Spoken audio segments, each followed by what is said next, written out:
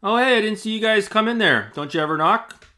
How's it going, guys? Cameron here, Canadian Gamer, coming at you with another video. My second time trying to record this video today. Having some issues with my autofocus on the camera there. I got to fool around with it today and figure out what's going on. I turned off this light thinking that would fix the issue, but I don't think that it has. We'll see. We'll see how this turns out. But yeah, I got a couple of things I wanted to talk about today. And the first thing is I wanted to give a quick community shout out to a gentleman by the name of Raji Retro Gamer.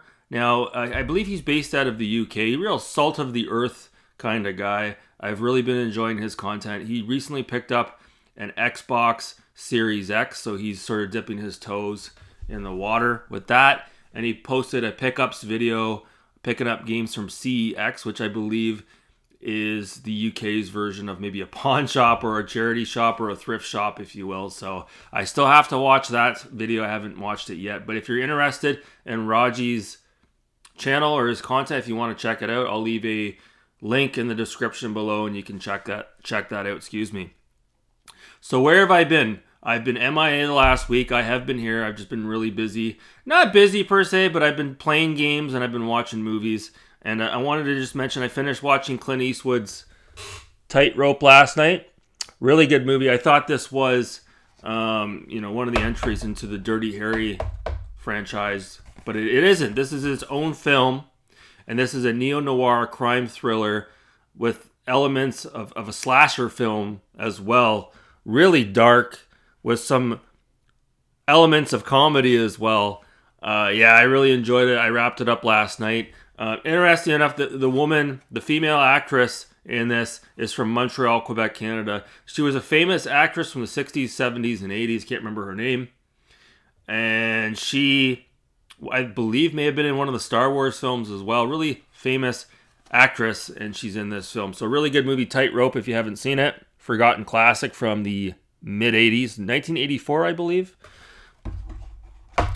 So the other thing I wanted to talk about, I'm going to try not to spend too much time talking about this, but I've been playing a lot of Road Rash, specifically on the Sega Master System. Now that I've put in some time into it, I can honestly say, in my humble opinion, I think I prefer this version of Road Rash over the 16-bit version. And the reason why that is because this is unique to me. You guys probably wouldn't necessarily understand. But I've been running the game as far as part of, speed running is concerned. And a lot of times, at least for myself, I like to try to get a clean run, which means you're not colliding with any of the other bikes on the road or like the trees on the side of the road or, banging. You know how Road Rash is? Obviously, you take out like your chain as an example and you knock the guys off their bikes.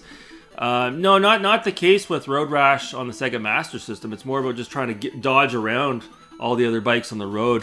And the game's not as fast as the 16-bit bigger brother, and it allows you to be able to complete these speed runs where you're getting these really clean runs, and that really appeals to me.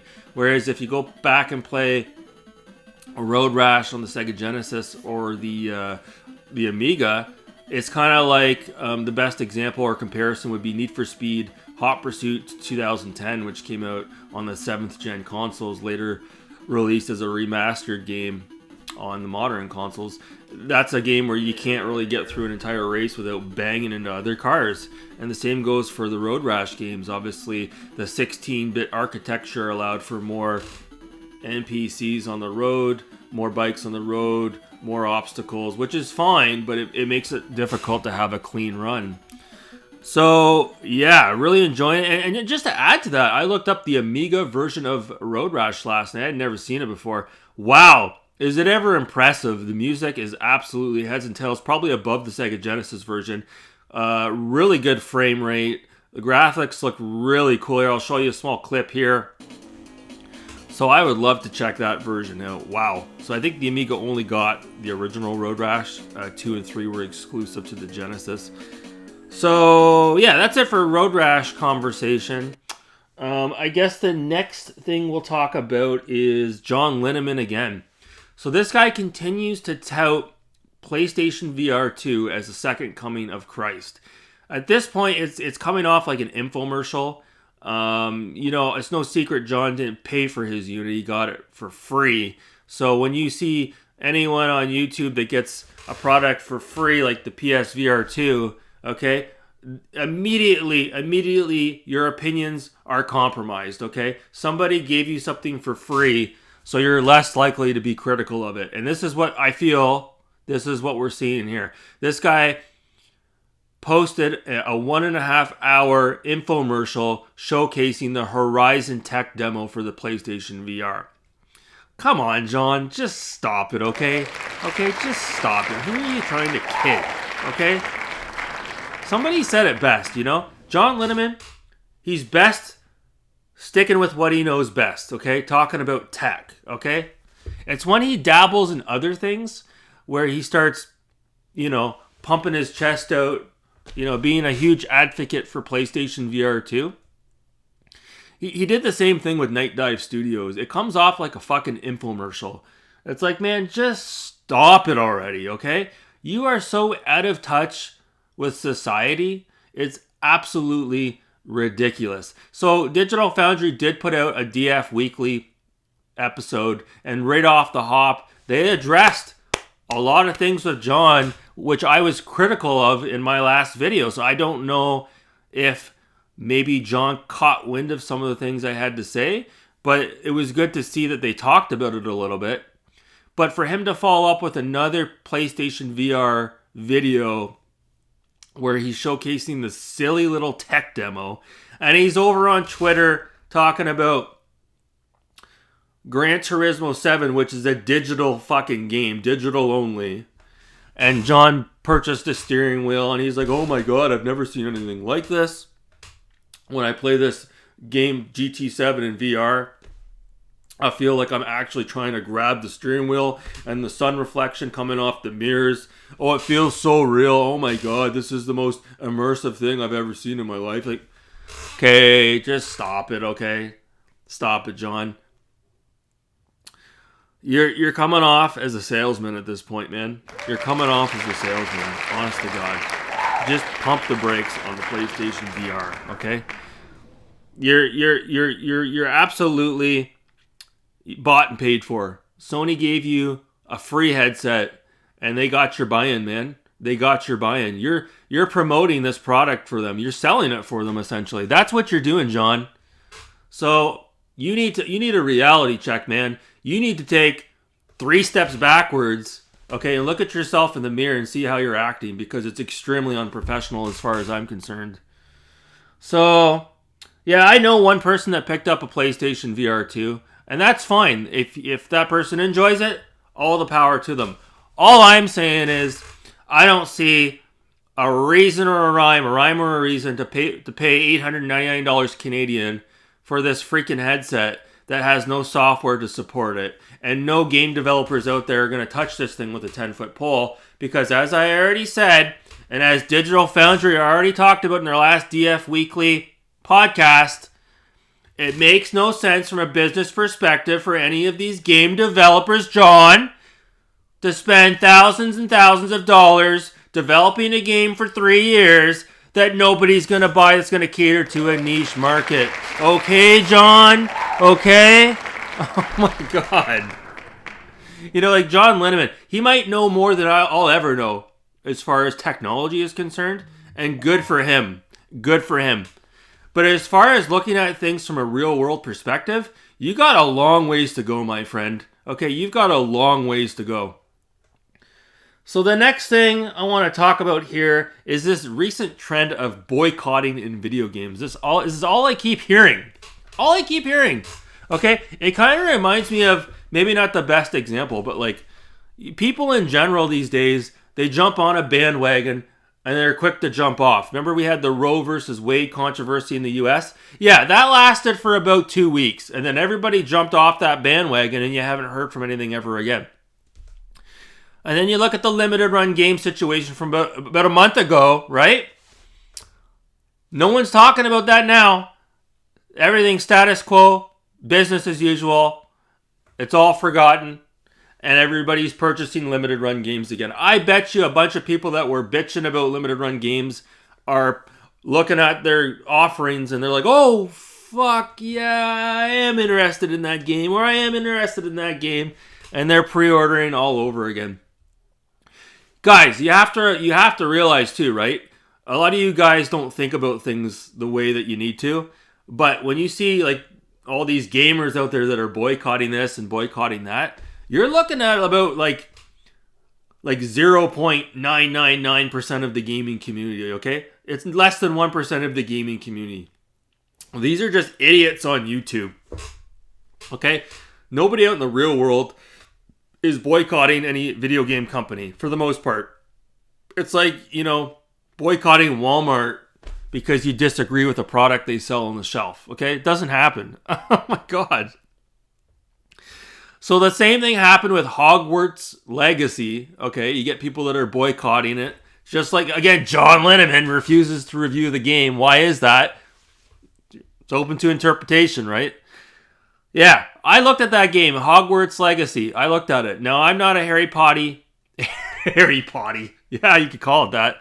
Harry Potter fan, okay? I don't have any emotional attachment to that IP, but I can at least look at that game, and it looks pretty fucking impressive, man. Graphically speaking, it looks really good. So you're getting people that are boycotting this game, yet it's like one of the best-selling games of the year. It's like, can you stop already with this whole boycotting bullshit? Okay? The people that think that there's some political ideologies or subliminal messages in this game, you're out to fucking lunch, man. You guys are out to lunch. And then, more recently, we're seeing the game that came out a couple days ago, Atomic Heart. Now, there's people in the gaming community, I think the dev team might be based out of Poland, or maybe they're based out of Russia, I'm not sure. But like, there's people out there that are like conspiracy theorists that think that this game was released on near the 1 year anniversary of the invasion of the Ukraine, and they're boycotting this game for that reason. Like, get the fuck out of here, man. Get out of here. You guys are fucking nuts. You guys are crazy. Oh my fucking God. How fucking crazy can you be? Oh my God. Yeah, that's the reason why they released this game 1 year after the anniversary of the Ukraine invasion. Okay. Insane. And again, even that boycott, that will last about a week. And then it'll be back to business as usual. That game is on Game Pass. People will buy that game. There won't be any issues with it. Now, it looks like a good game, except for the technical shortcomings. You got the Cyberpunk 2077 T-posing characters out in the open world. But yeah, it looks like a pretty cool game. Am I going to buy it? No, I've got my hands full. I've got other stuff on the go. But I just think it's funny. This seems to be like a trend, a social trend, if you will. Where people are quick to jump on a bandwagon, but they're not on it for very long. And then they jump off, and then next week it'll be something else. So yeah, man, you guys and your fucking bandwagon on and off bandwagon jumpers, you guys need to give your fucking heads a shake, honest to God. I guess the last thing I'll mention here, I finally popped on it. I haven't played a lot of it yet, but I finally popped on Hot Wheels Unleashed, and man, it's really, really, really, really good. Even if you're not a fan of the IP, it's a really good racing game.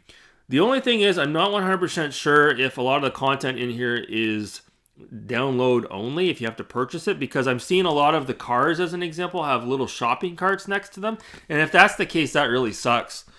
Hopefully you can unlock that content even if you have to grind a little bit, but if a lot of that content is locked behind a paywall, man, this game's not going to fare too well, come several years from now. Oh my God. So I'm still chipping away at Far Cry 4. I walked away from it because, like I said, I've been playing Road Rash on the Sega Master System. But hopefully I can go back to that today or tomorrow. We'll see. So I think that's pretty much it. I guess the other thing, I wasn't going to talk about it, but I really haven't been playing the Analog Pocket a whole lot, to be honest with you. I haven't really been touching it, man. I don't know. I haven't been mobile gaming a lot, that's for sure. So, yeah, I got my hands full with a lot of video games right now and a lot of movies. And I got other stuff going on in my personal life. you know, maintenance on the home, getting contractors in, getting quotes, things of that nature, getting ready for the spring. Yeah, there's just a whole slew of stuff. I'm going to get the Mercedes back on the road shortly too, and I've got some things I want to do to that. I'm going to put a strut bar on it. And yeah, some other neat little things. Might get some lower profile tires. But I'm not going to go in depth on that because I know a lot of you guys aren't petro heads like I am, so we'll leave it at that. So yeah, that's it for this video. I believe me and my co-host MS Marceau should be doing a bit of a live stream next or tomorrow, excuse me. If not tomorrow, maybe next week. We'll see. I haven't talked to him about it yet. But yeah, I'm going to wrap it up there. That's it for this video. I hope you guys are doing well. Thanks so much for watching. Have a great day.